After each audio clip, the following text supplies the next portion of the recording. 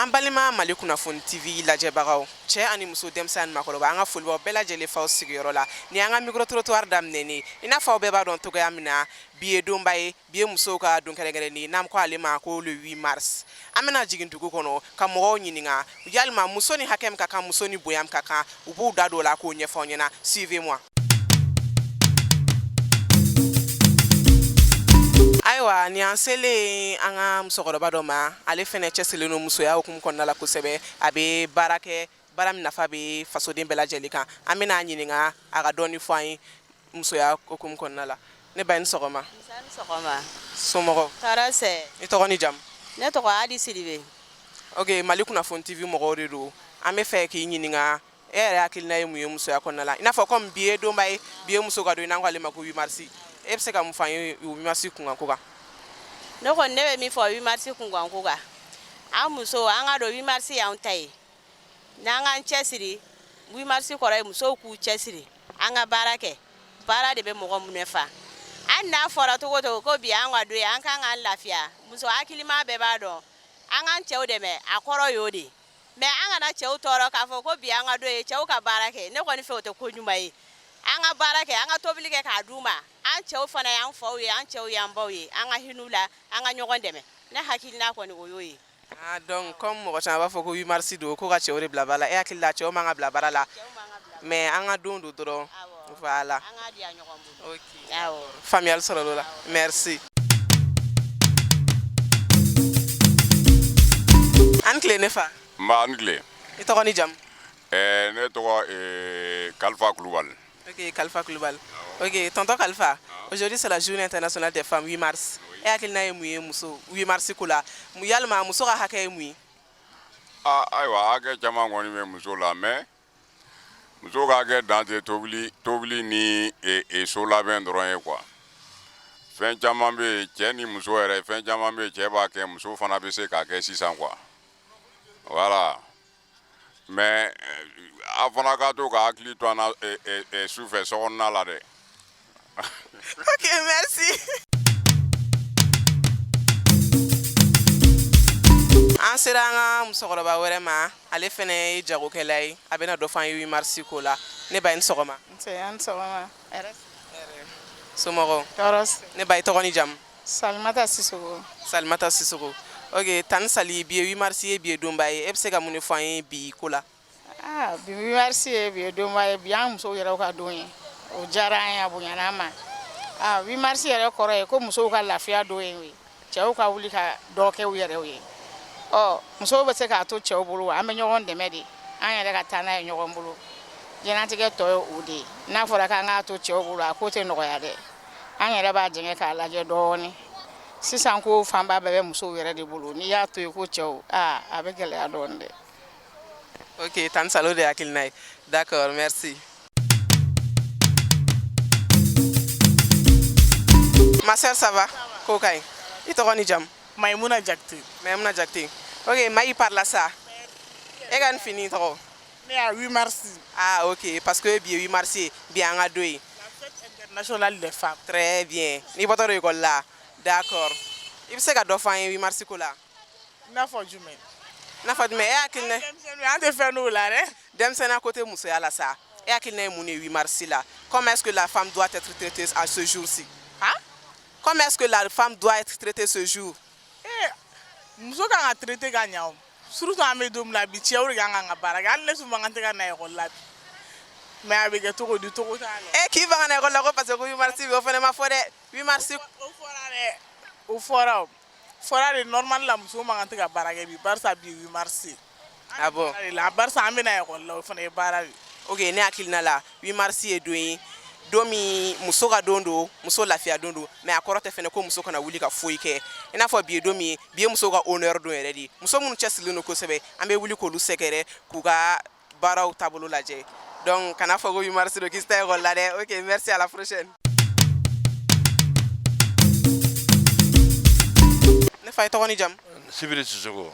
Ok tonton Sibiri aujourd'hui c'est la journée internationale des femmes le 8 mars an bɛ fɛ ka ɲininkali damadɔ tɛngu i la. E hakilina ye mun ye 8 mars ko la ni hakili la muso ka hakɛ ye mun ni mun ye.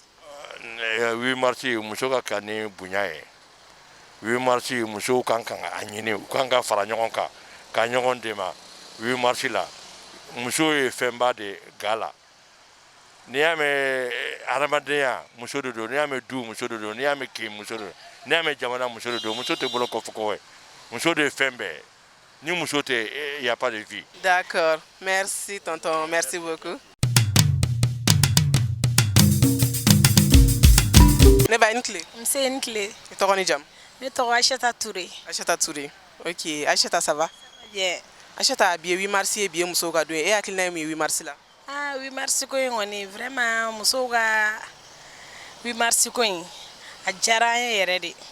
A jara yɛrɛ de. San san an ka to k'a kɛ, k'a fêtu kɛ, vraiment a ka d'an ye.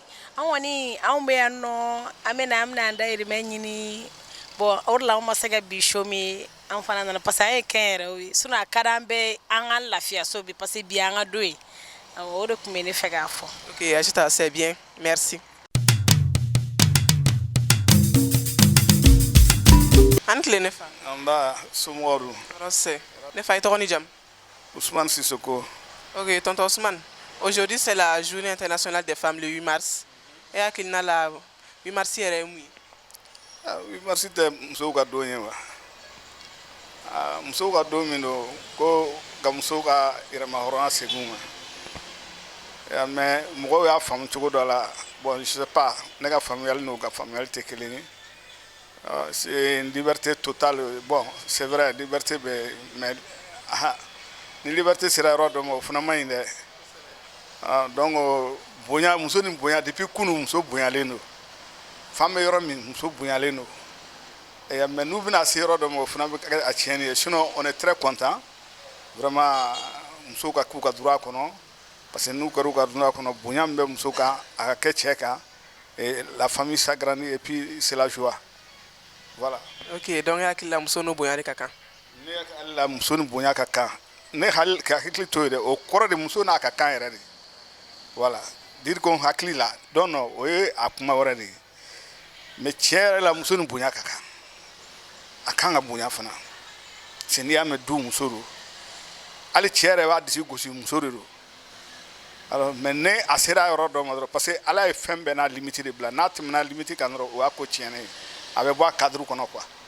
Donc o yɔrɔ kama je supporte vraiment n b'u supporter n b'u bonya fana o ni bonya ka kan wa hali sini n'i ko i b'a muso dɔgɔya ɲɛna n b'a f'i ɲɛna i ka sabali. Voilà, o ye ne ka hakilina ye. Ok, merci tonton. Ne ba an clé. Nsan tile Ne ba tɔgɔ ni jam.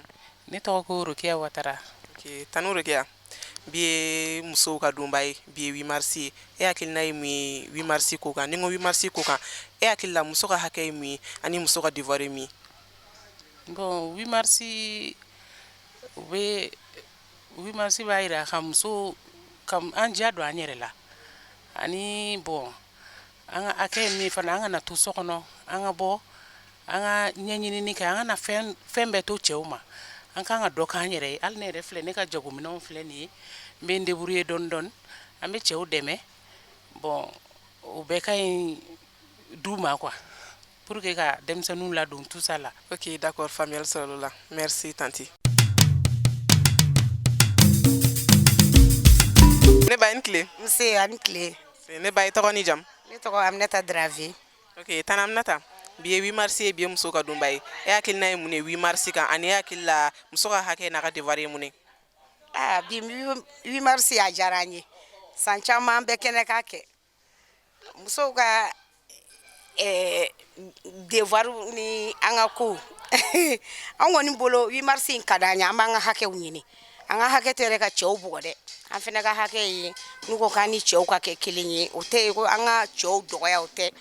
An bɛ baara minnu na o de okumu kɔnɔ an b'a ɲini cɛw bɛ se k'a kɛ komi u bɛ bureau kɔnɔ cogo min u bɛ min na an yɛrɛ bɛ se k'o ɲɔgɔn kɛ o de kama don n'o tɛ k'a fɔ an ka dignité k'an k'o bila ko 8 mars o tɛ dɛ 8 mars yɛrɛ dabɔra o hakɛ ɲinini de kama hakɛ ɲinini tɛ dɔ wɛrɛ ye an bɛɛ bɛ kalan mun kɛ an bɛɛ ka se ka jɔyɔrɔ kelen sɔrɔ o nafa ko don o dɔrɔn de don an bɛ foli k'aw ye ala k'aw bolo mɛn aw ka ci la san caman kɛnɛ k'a kɛ ala ka 8 mars caya.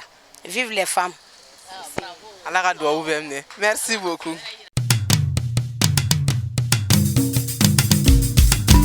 an tile ne fa assalamu alaikum alaikum salam wa rahmatullahi ne fa i tɔgɔ ni jamu ne tɔgɔ Gawusu Fofana ok tonton Gawusu bi ye 8 mars ye bi ye musow ka don ye o ye hakilila mɛ ne bolo bon bi ye 8 mars ye bi ye musow ka don ye o ni bonya fana ka kan komi ɲɛmɔgɔ y'a fɔ cogo min muso ni bonya ka kan o tɛ bi dama ye depuis kira yɛrɛ tile a ye ŋaniyari kɛ an ka muso bonya o ni muso bonya de ka kan an k'u ta an k'u bila an ka so kɔnɔ an k'u balo an k'u siyɔrɔ an k'u fiyɔrɔ bɔ o bonya o bɔra depuis kira yɛrɛ yɔrɔ kana bila bi la o fana anw b'o fana kelen kan 8 mars bi bila musow ye o n'o ka kan u ni bonya ka kan n'a hakilila tɛ de komi sisogo y'a fɔ cogo min u ni bonya yɛrɛ de ka kan jate min bɛ ne fɛ o ye kuma caman wɛrɛ tɛ ne bolo hakɛto bɛ n kan sallallahu alaihi wasallam salim ok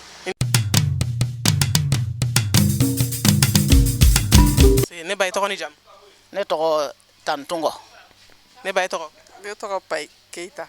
ok tanti e hakilina ye mun ye 8 mars la comme bi ye 8 mars ye bi ye donba ye bi ye muso ka don ye e hakilina ye mun ye 8 mars ko la ani muso ka hakɛ ye mun ye a n'a ka devoir i bɛ se k'i da don o la k'o ɲɛfɔ an ye dɔɔni ne kɔni hakilina tɛ dɔ wɛrɛ ye musow ni hakɛ dɔw de ka kan o ka d'u ma musow yɛrɛ fana ni cɛw fana ni bonya min ka kan musow k'o di cɛw ma musow ka hakɛ ye furuso labato ani denw k'i janto du la quoi musow ka hakɛ y'o ye cɛw yɛrɛ fana ka kan ka bonya dɔ ta ka musow sɛgɛrɛ n'a ye an bɛɛ n'an ka hakɛ don donc ne kɔni bɛ duwawu de kɛ ala ka san caman yira an na ka hakili amina rabi ka garijɛgɛ ɲuman di cɛw yɛrɛ ma k'u yɛrɛw sɔn sabali la k'an yɛrɛw sɔn sabali la ala ka jamana kolo suma ala ka du sabati ala k'aw yɛrɛ bolo mɛn aw ka baara la san o san aw ka yaala k'a kɛ ala k'o kɛ ciba kɔsɔn o ye ne ka duwawu ye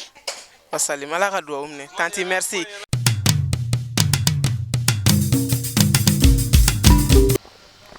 ayiwa an balima mali kunnafoni tv lajɛbagaw ni ne tuma an bolo ka yiraw la an donna dugu kɔnɔ an ye faamuyali minnu sɔrɔ olu le filɛ ni an b'a fɔ an ɲɛna aw kan bɛɛ a ɲɔgɔn wɛrɛ ma et bonne fête de 8 mars à toutes les femmes merci